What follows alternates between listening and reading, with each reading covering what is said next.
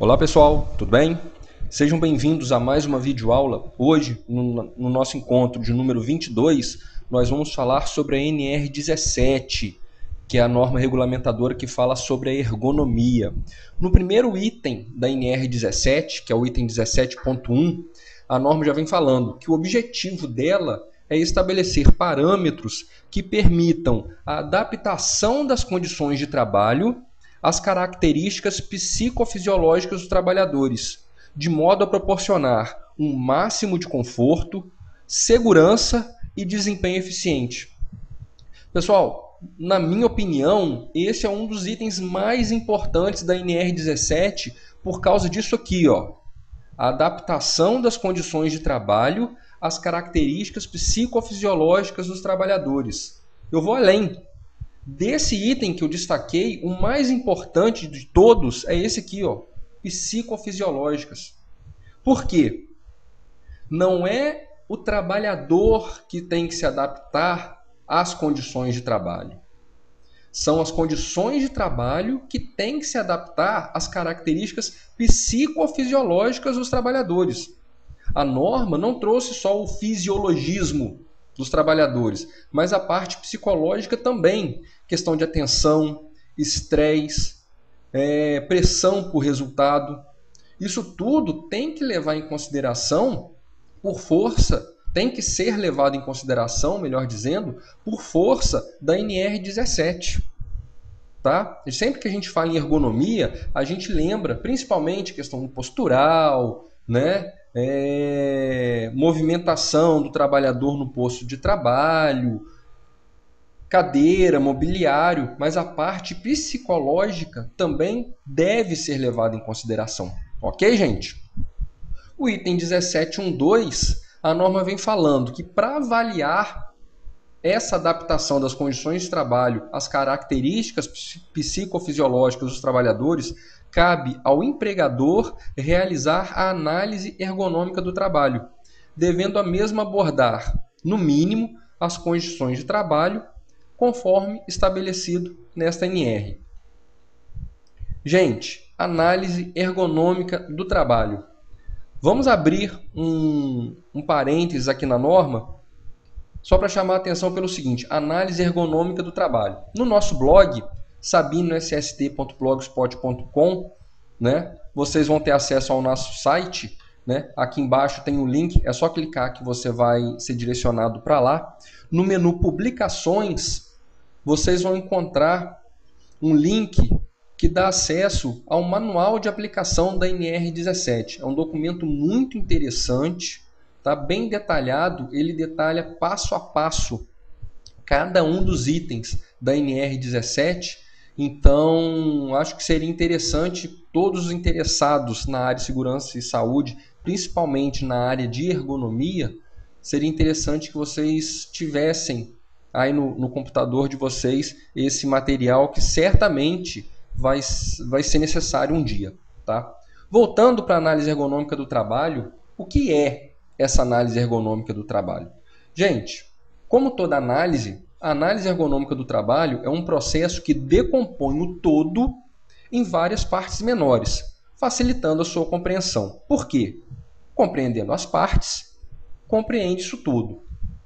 Né? Sendo assim, a análise ergonômica do trabalho pode ser entendida como um processo que divide a linha produtiva em vários segmentos diferenciados, para que sejam conhecidas as tarefas a serem realizadas, quais atividades são desenvolvidas para realizar essas tarefas, como essas atividades são realizadas e quais as dificuldades encontradas pelos trabalhadores. Gente, então a análise ergonômica do trabalho é isso. Isso aí eu tirei dessa publicação que eu comentei com vocês, nesse manual de aplicação da NR17. Né? Lógico que na publicação está muito mais detalhado. Então, o objetivo da análise ergonômica do trabalho é justamente isso. É pegar um todo e dividir em vários segmentos para que, estudando cada segmento e principalmente a posição dos trabalhadores em relação a esses segmentos, por isso que está aí as dificuldades encontradas pelos trabalhadores, para quê? Para a gente entender, né, o funcionamento do todo com base em cada uma de suas partes e a interação entre elas. Outra pergunta, gente, que sempre vem à tona quando a gente fala em análise ergonômica do trabalho. Quem pode realizá-la?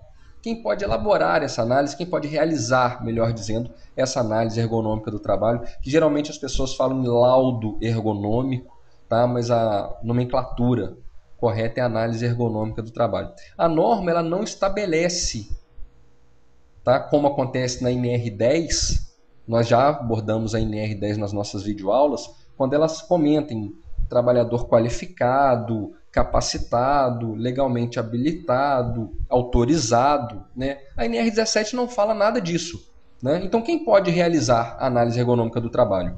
Qualquer profissional que tenha o conhecimento técnico científico suficiente para identificar e avaliar questões que envolvem biomecânica, anatomia, antropometria, fisiologia e psicologia na relação entre o empregado e o seu trabalho. Geralmente, as melhores análises ergonômicas que eu tenho encontrado no mercado são elaboradas, né, são realizadas por ergonomistas. Geralmente, um ergonomista é um profissional de curso superior, geralmente em fisioterapia, em medicina, já vi em educação física, que fazem curso de pós-graduação, que geralmente tem um curso de 1 ano e meio, em ergonomia. Tá? Não quer dizer que outros profissionais não possam realizar uma análise ergonômica. Podem realizar. Cabe ao contratante dessa análise ergonômica e à auditoria fiscal do Ministério do Trabalho avaliar se foi uma análise ergonômica bem feita ou não. Tá? Mas eu queria chamar a atenção que, desde que o profissional que está realizando essa análise tem esse conhecimento técnico na área de biomecânica, anatomia, antropometria, fisiologia e psicologia na relação entre empregado e trabalho, a pessoa pode sentir à vontade para realizar uma análise ergonômica, ok?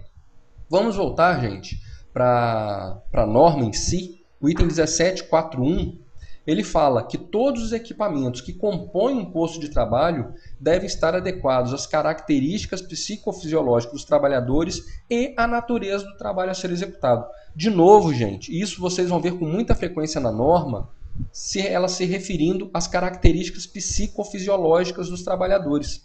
Por quê? Não tem que ser levado em consideração só o posto de trabalho, e sim ao trabalhador. Suponhamos aí numa rede de telemarketing, por exemplo, que é um grande exemplo da área de ergonomia, né? Você tem uma mulher de 50 quilos que mede 1,5 m, você tem um homem que mede 1,80 m e pesa 140. O trabalho é o mesmo, mas o posto de trabalho tem que estar adequado à característica psicofisiológica de cada uma dessas pessoas. E outro detalhe, gente, tem que ser levado em consideração também a natureza do trabalho a ser executado.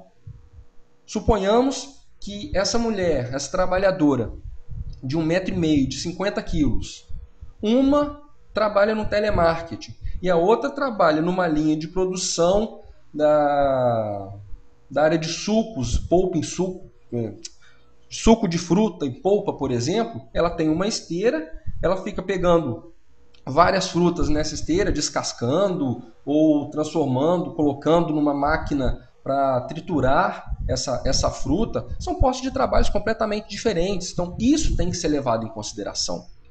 Tá, gente? Não só a característica do trabalhador, mas a característica da natureza do trabalho que aquele trabalhador está executando. Ok? Vamos adiante na norma?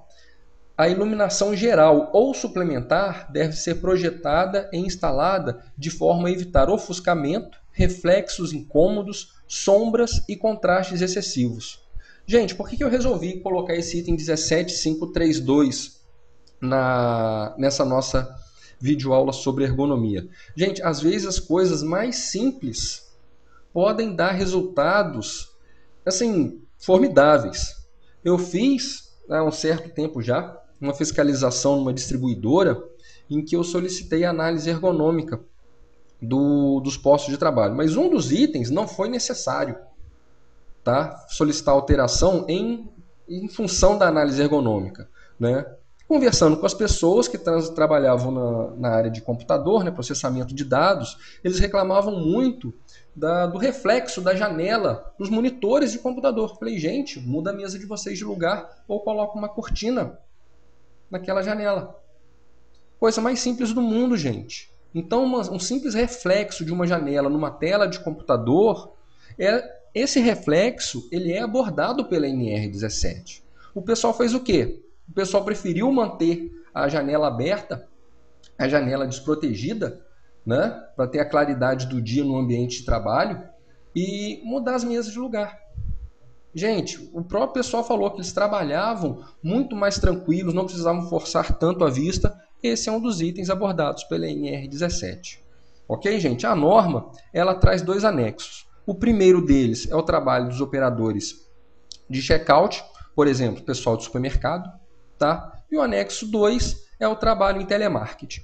Gente, ficamos por aqui. Como sempre, o objetivo é só dar uma geral sobre a norma.